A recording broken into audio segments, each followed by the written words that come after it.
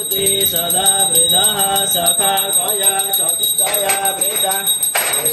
गन्वन्नगे तवे बेजो मर्जा अवे सजे समुपतिरलायदाः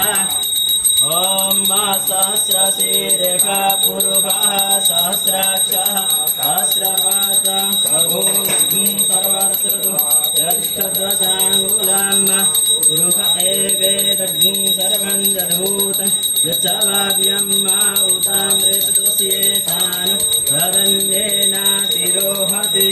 एतावांश्यमहिमातो ध्यायाश्च पुरुषः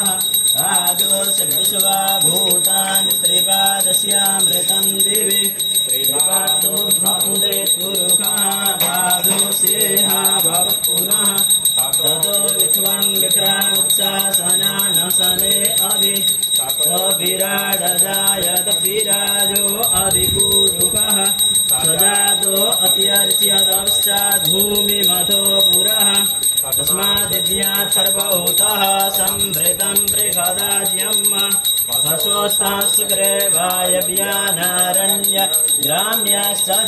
तस्माद्विद्यात् सर्वभूतरितः श्यामानि